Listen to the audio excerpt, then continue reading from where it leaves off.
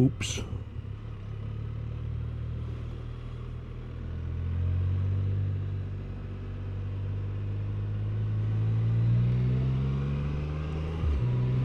And that, folks, is why you double check securing your load.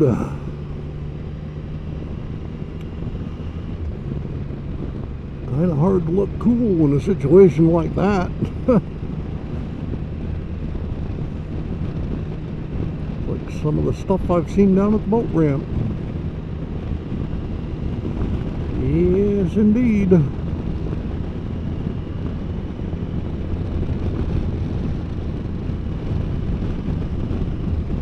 Oh well, 'tis the tourist season, and the tourist season brings out everything. Let's leave it at that. No more to be said. But anyways,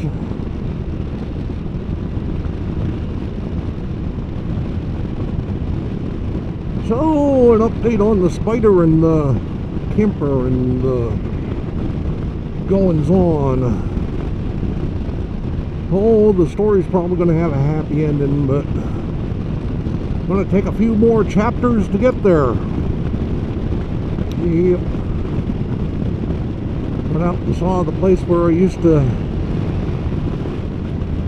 have my Spyder serviced, and the ERP's doing something. I don't understand it. But anyways, yeah, these guys used to sell Spyders, but when the Riker came out,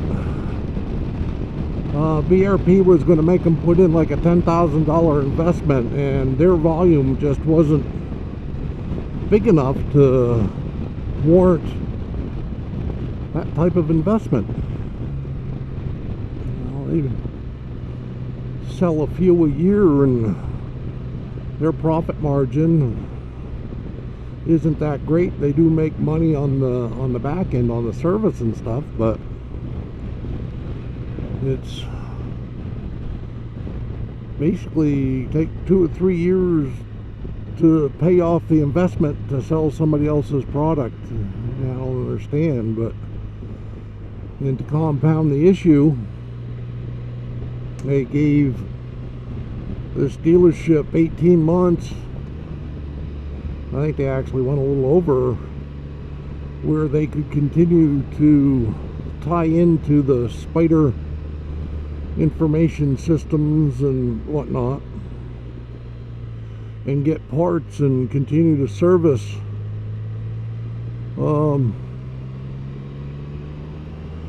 Spyders. Well, they cut them off this year. Can-Am won't even send them you know, the basic service kits for, you know, your 3,000, 6,000, well, 3,000, 9,000 mile services. So I talked to them, and they looked into helping me out, but they said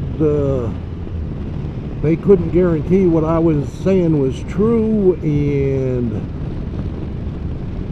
they just didn't want to take on any liability, which I understand 100%. So bottom line is, rather than having a service station 12 miles from where I live, where I can have somebody come pick me up one night and drop me off the next day, I now have to go 40 miles away.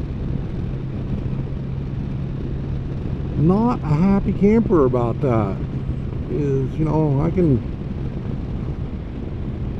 hey, help me out here for a couple days and I'll buy you a dinner and cook you up some ribs, or, but I just can't, I don't know, good conscience, I can't ask somebody to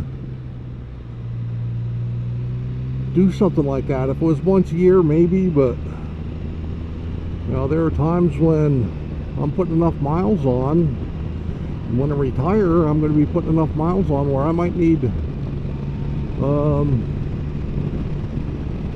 3 services in the summer. And I don't know, I can't do it. So I'm looking into buying myself a little trailer so I can tow the Spyder down to Concord, and because the way they're going at it, they will not make same day appointment.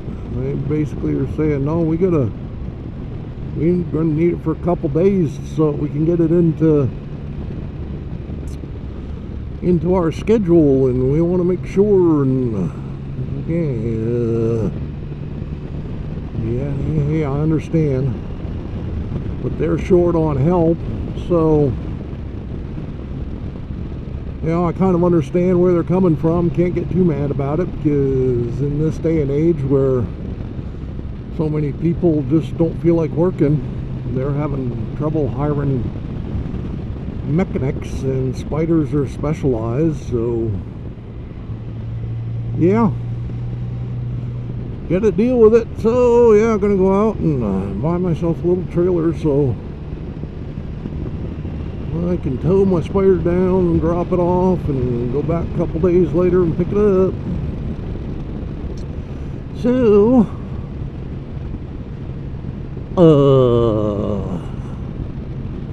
where's that leave me with a hitch? Well, I went on to a couple forums and asked around and checked around, and this is one of those things where it's a known issue. It's supposed to be a hollow axle, so you can hook a trailer up to it, hook a hitch up to it. I went back and double checked their website. I asked for a trailer hitch when I was first configuring, and they wouldn't let me do it unless I ordered their trailer, which I think is stupid, because hey, I may already have one. Why do I need another one? But it is what it is. So, but they will allow you to configure and buy a trailer hitch, and so I know for a fact that there are hollow axles out there. And the chat board I was on, guy responded to me saying, yeah, it's a known issue, contact your dealer and have them get you a hollow axle. Okay. I don't know if I mentioned it, but when I picked this up, this already has, it was delivered with a broken cable.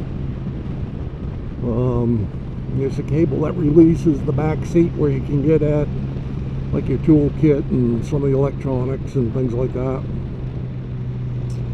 It's not a big deal, because I can still get at the end of the cable under the service panel right there and pop it, so no big deal. But it would be kind of cool to have it replaced, so they got to do that, and I got to call them Monday, see how long it'll take them to get the axle in,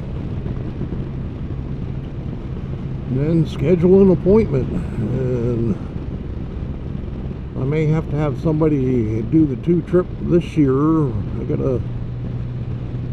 I'm looking at trailer options, trying to find a used one right now, but up here in New Hampshire, there's not a lot of,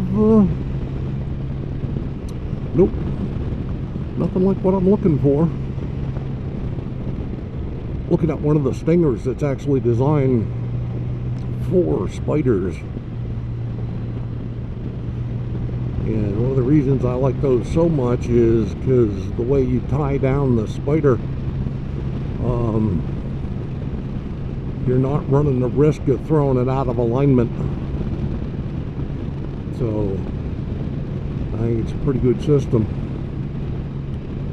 Plus, what I like about it too is it folds up, and when I'm not using it, I can sit it in the corner of the garage and not have to worry about it. It's out of the way. And then I'll still have room for my camper in the garage. So, I guess I made a short story long. Sorry about that. But, yeah, as I said, I think eventually I'll have a happy end and I'll be camping. Whether it happens this year or not, I don't know. Worse things could happen.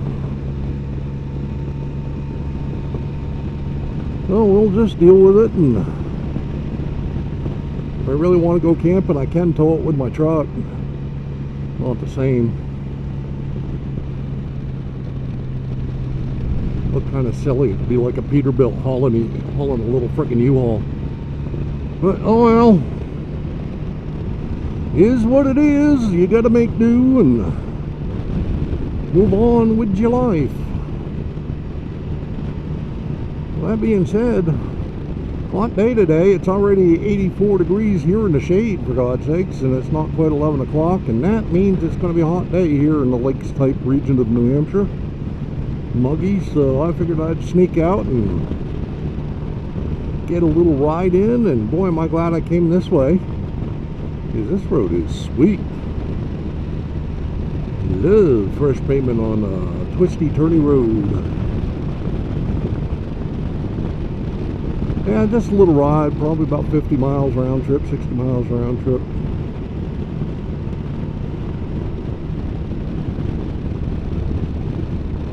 By the time I get back, I'll need to make a purchase of what they're trying to tell you is the new cheap gas. The price is coming down. Aren't you excited? Not yet. You get about another $1.75 to go. Then you can talk to me. Oh, man, I hope this is paved all the way through. I love it out here.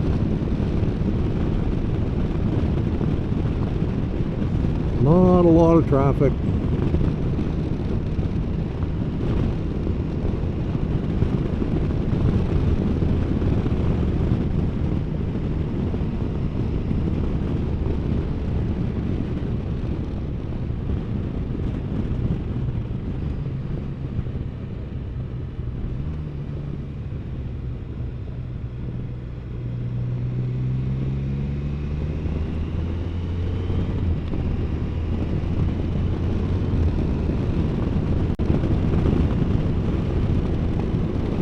That being said, I'm going to turn up the music and enjoy some riding. And we'll chat with you again in the near future.